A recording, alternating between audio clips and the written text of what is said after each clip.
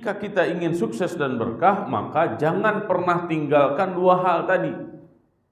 Ibadah kepada Allah Subhanahu wa taala dan terus perbaiki hubungan kita dengan manusia. Terus berdoa dan bermunajat kepada Allah Subhanahu wa taala dan terus maksimalkan ikhtiar. Ada satu hal yang akan mempercepat proses itu. Jadi doa akan cepat tembus ke langitnya. Interaksi dengan manusia, amal-amal, ikhtiar akan sangat mudah suksesnya. Apa itu? Itulah yang disebut dengan amal-amal saleh. Ya. Ilaihi yas'adul kalimut thayyibu wal 'amalus salihu yarfa'u. Itu surat apa itu? Ilaihi yas'adul kalimut thayyibu wal 'amalus salihu yarfa'u. Coba itu buka surat. Surat Az-Zariyat atau surat apa ya?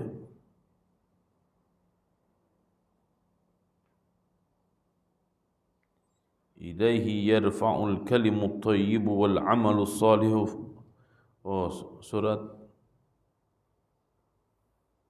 Fatir ya. Surat Fatir ayat 10, coba buka.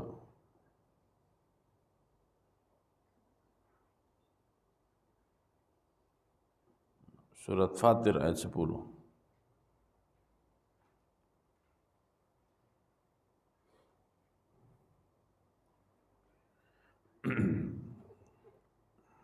Ayat lengkapnya. A'udzubillahi minasyaitonir rajim. Sudah ada ketemu surat Fatir? Surat Fatir ayat 10. A'udzubillahi minasyaitonir rajim. Man kana yuridul 'izzata falillahil 'izzatu jami'a. Ilaihi yas'adul kalimut thayyibu wal 'amalus salihu yarfa'uhu. Walladzina yamkuruna sayyi'at lahum 'adzabun syadid wa makru ulaika huwa yabur.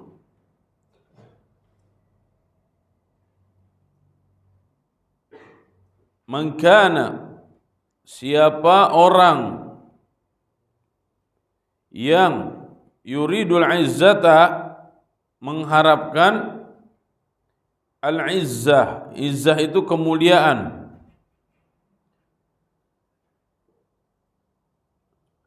Falillahil izzatu jami'a. Ketahuilah sesungguhnya kemuliaan, kejayaan itu milik Allah Subhanahu wa taala semuanya. Ilaihi, kepadanya, kepada Allah, yas'adul kalimut thayyibu. Yas'adu itu naik. Al kalimut thayyibu, kalimah-kalimah thayyibah. Kalimah thayyibah itu sudah jelas ya, la ilaha illallah. Ada juga yang mengatakan semua zikir kepada Allah, ya, semua perkataan yang baik karena Allah itu semuanya digolongkan kalimut thayyibah. Ya. Perkataan-perkataan yang buruk justru sebaliknya.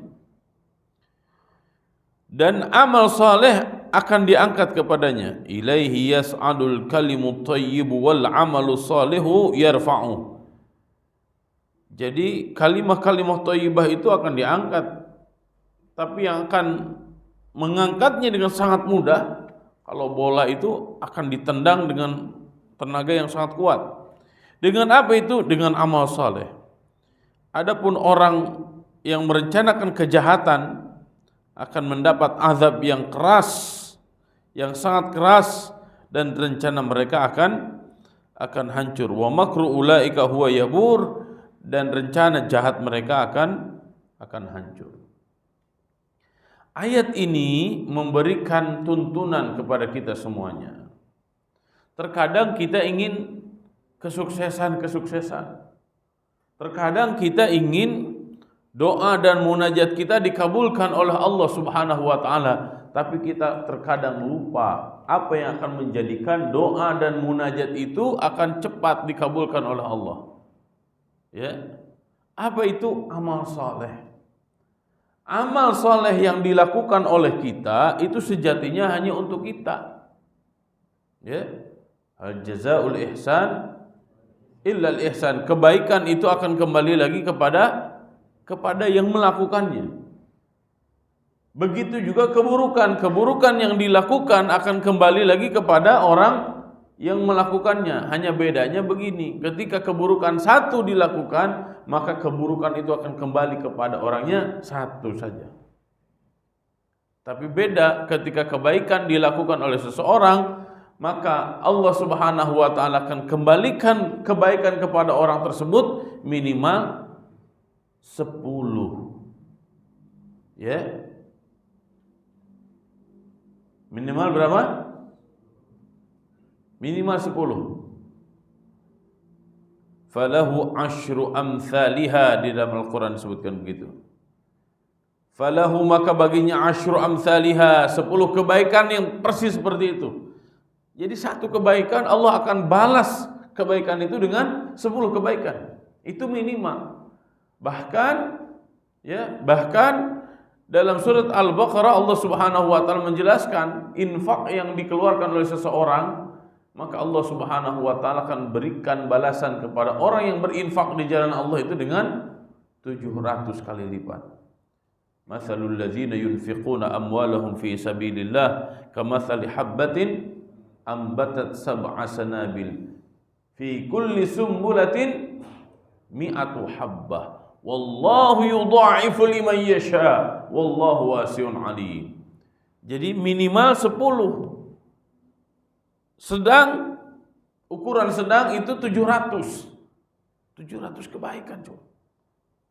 Ya, bahkan sampai tak terhingga, wallahu yudha'ifu liman yasha. Bagi Allah sangat mudah kebaikan yang dilakukan oleh seseorang itu dilipat gandakan sampai tak terhingga. Wallahu wasi'un alim. Allah maha luas, alim, maha mengetahui. Jadi kebaikan yang dilakukan oleh seseorang bisa jadi dibalas oleh Allah Subhanahu wa taala dengan balasan tak terhingga, saking banyaknya. Contohnya sabar. Ya, sabar dengan ketaatan, sabar menjauhi maksiat, ya. Itu kan membutuhkan sabar. Sabar dalam perjuangan. Ya, contoh begini, ngaji aja butuh sabar enggak? Butuh sabar. Datang ke masjid untuk sholat 5 waktu berjamaah butuh sabar enggak? Butuh. Itu sabar dalam ketaatan maksudnya. Ya. Bangun jam 3 atau setengah 4 butuh kesabaran enggak? Butuh, terus harus begitu. Ketahuilah wahai orang-orang yang sabar dalam taat kepada Allah. Ketahuilah wahai orang-orang yang bersabar menjauhi maksiat. Innama yuwaffas sabiruna ajrahum bighairi hisab. Innama yuwaffas sabiruna ajrahum. Sesungguhnya Allah akan membalas orang-orang yang bersabar karena dia taat kepada Allah dan dia terus-menerus menjauhi dosa dan kemaksiatan, ajrahum, pahala mereka bighairi hisab, tanpa hisab. Maksudnya apa? Pahalanya banyak sekali. Ya, ini baru dari sabar. Allah Subhanahu wa taala akan memberi balasannya tanpa hisab. Tanpa hisab itu enggak dihitung-hitung, artinya apa? Banyak sekali Allah Subhanahu wa taala akan berikan. Ya. Nah, Ustaz ingin tekankan di sini amal-amal kebaikan, ya, amal-amal kebaikan, jangan pernah remehkan amal kebaikan, ya. Remeh itu disebut remeh karena dia sebenarnya nasi sisa, ketika makan ada nasi sisa 1 atau 2, itu tuh namanya remeh. Jangan diremehkan, itu maksudnya jangan dianggap sepele, ya. Kenapa? Karena di hadapan Allah kebaikan itu tidak ada yang sepele. Ya, di hadapan Allah kebaikan itu tidak ada yang sepele. Tahsabunahu hayyinan wa huwa 'indallahi 'azim. Engkau menyangkanya hayyinan, itu remeh, sepele, wa huwa 'indallahi 'azim, padahal di hadapan Allah itu sangat luar biasa. Mengucapkan la ilaha illallah menurut manusia remeh, tapi menurut Allah justru itulah kalimat yang akan membuka pintu surga. Subhanallah wa bihamdihi subhanallahil azim. Perkataan itu menurut kita mungkin remeh, tapi jika ditimbang dengan langit dan bumi serta seisinya dengan kalimat tersebut masih berat timbangannya di hadapan Allah Subhanahu wa taala. Maka sabda Nabi sallallahu alaihi wasallam menegaskan, ringan di lisan tapi berat dalam timbangan Allah Subhanahu wa taala. Ya. Nabi sallallahu alaihi wasallam punya seorang ibu-ibu sudah tua yang kebiasaan ibu tersebut adalah membersihkan masjid. Ya. Ngambilin sampah-sampah yang ada di masjid walaupun sampah itu kecil. Satu hari ibu tersebut meninggal dunia. Para sahabat radhiyallahu anhum belum mengkhabarkan hal tersebut kepada Nabi sallallahu alaihi wasallam. Ketika Nabi sallallahu alaihi wasallam bertanya, "Mana ibu yang biasa bersihin Masjid Nabawi?" Para sahabat menyampaikan kepada Rasulullah sallallahu alaihi wasallam, "Ya Rasulullah, ibu tersebut sudah meninggal." Kemudian Nabi sallallahu alaihi wasallam menegaskan, "Kenapa kalian tidak memberitahu aku? Di mana kuburannya?" Maka Nabi sallallahu alaihi wasallam berangkat ke kuburan ibu tersebut. Apa yang dilakukan oleh Nabi sallallahu alaihi wasallam? Nabi sallallahu alaihi wasallam salat di kuburan tersebut. Ini awal cerita, ya, salat di kuburan. Bukan salat menghadap bukan salat di kuburan itu minta ke kuburan, bukan. Tapi Nabi sallallahu alaihi wasallam menyontohkan kepada kita semuanya, jika ada orang saleh, ya, kemudian kita tidak sempat menyolatkannya, maka solatkanlah dia di kuburan, langsung di kuburan. Itu menunjukkan apa? Betapa mulianya orang tersebut. Padahal mungkin kalau di depan mata manusia cuma cuma tukang bersih-bersih. Itu di hadapan manusia. Tapi ingat, di hadapan Allah Subhanahu wa taala tidak ada yang sia-sia. Ya, bersihin asrama, bersihin toilet, ya, jangan dianggap sepele hal tersebut. Ya. Bersihin got, bersihin baju teman yang jatuh-jatuh tuh. Ya, kan biasanya santri pakaian-pakaiannya jatuh. Kemudian ngomong ke orang tuanya, "Baju saya hilang." Orang tuanya beli gamis itu 500.000, setengah juta. Kemudian dia bilang, "Gamis saya hilang." Padahal bukan hilang. Ya, direndam, lupa. Sampai direndamnya seminggu, pas mau diangkat udah bercak-bercak nggak karu-karuan. Akhirnya dia buang itu. Hati-hati yang seperti itu. Ya. Antum yang melihat sedikit pun kesempatan melakukan kebaikan, lakukan. Ya. Kenapa? Karena bisa jadi dari hal tersebut kita dijaga oleh Allah Subhanahu wa taala dari mara bahaya. Bisa jadi dari kebaikan-kebaikan yang kita lakukan, Allah Subhanahu wa taala angkat derajat kita. Bisa jadi banyak kesuksesan yang kita dapatkan asbabnya adalah amal-amal kecil yang kita tidak ingat. Ya. Di jalanan ada paku. Ya, atau ada hal-hal yang membahayakan, kita bersihkan, kita bereskan. Bisa jadi amal itu yang akan menjadikan kita semuanya mendapatkan ridho dari Allah Subhanahu wa taala. Ustadz sampai hari ini terkadang memikirkan hal tersebut enggak masuk akal. Kalian tahu ada Anantatur, tahu? Ini orang besar ahli sastra. Beliau itu punya adik. Ustadz lupa namanya, tapi adik beliau itu S2 dan S3-nya di Rusia, jurusan ekonomi. Pulang ke Indonesia, sampai hari ini masih ada orangnya. Ujung namanya sama Tur. Anantatur itu Pak Anantatur yang ahli ahli sastra, dan dulu Pak Anantatur itu sangat benci sekali ke Buya Hamka. Tapi sikap Buya Hamka sangat baik sama beliau. Yang akhirnya putrinya Pak Anantatur itu belajar Islam kepada kepada Buya Hamka. Nah ini adiknya kalau tidak salah. Adiknya yang S3 itu, ini yang Ustaz bikin gak masuk akal. Adiknya Pak Anantatur itu profesinya hanya mengutin sampah. Dalam hati Ustaz, sayang sekali ya.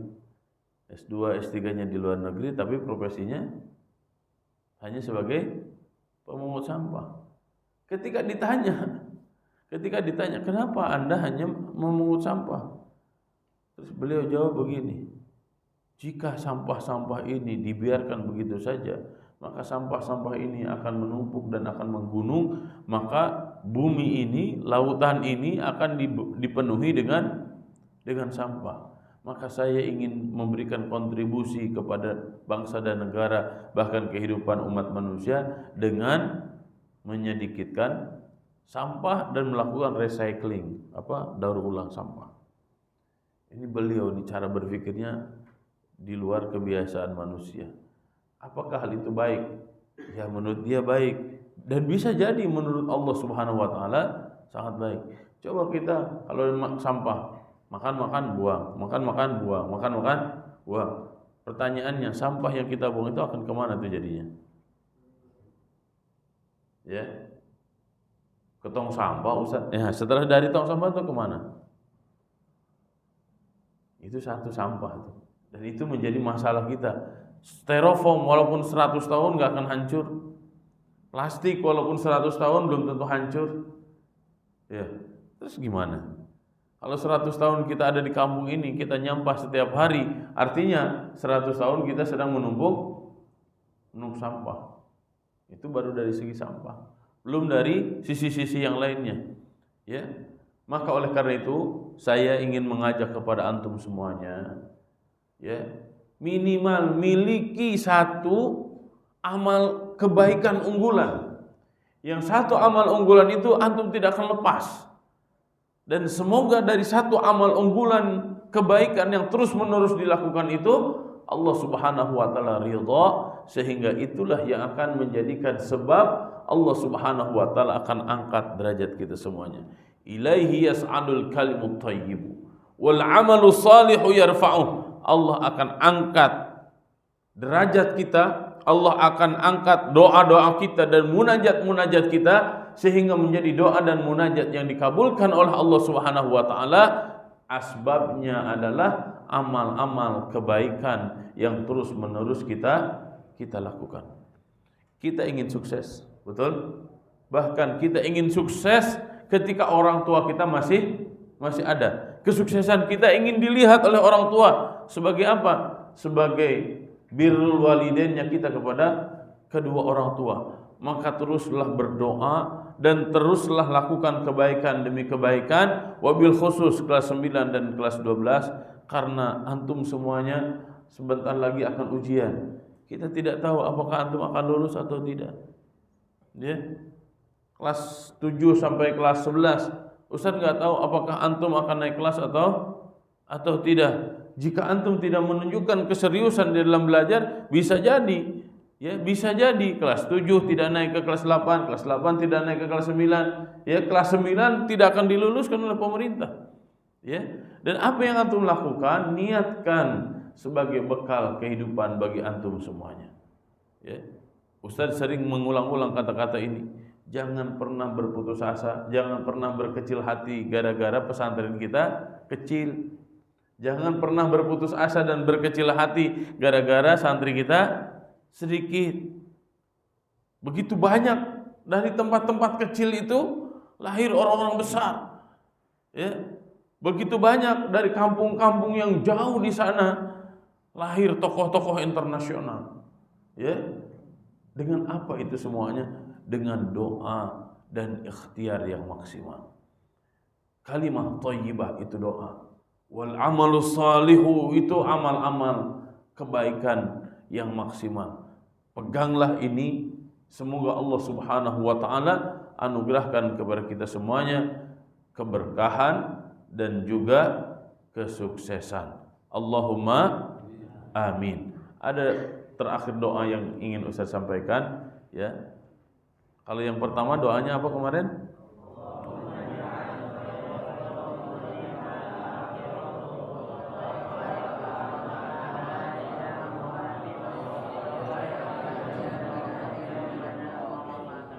Bagus. Yang kedua apa doanya?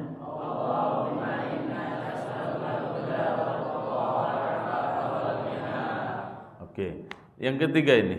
Ya, yang ketiga. Allahumma inna nas'aluka fi'lal khairat wa tarkal munkarat. Allahumma inna nas'aluka fi'lal khairat wa tarkal munkarat. Artinya, Allahumma, ya Allah, inna nas'aluka, kami memohon kepadamu fi'lal khairat, segala perbuatan yang baik, wa tarkal munkarat, dan meninggalkan segala hal yang munkar. Hafal?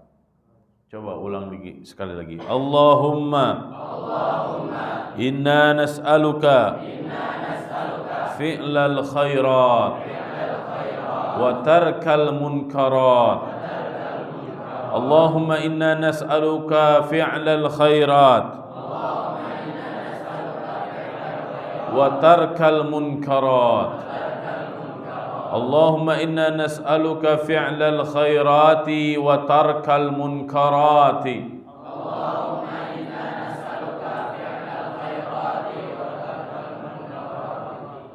Subhana rabbika rabbil izzati amma yasifun, salamun alal mursalin, walhamdulillahi rabbil alamin.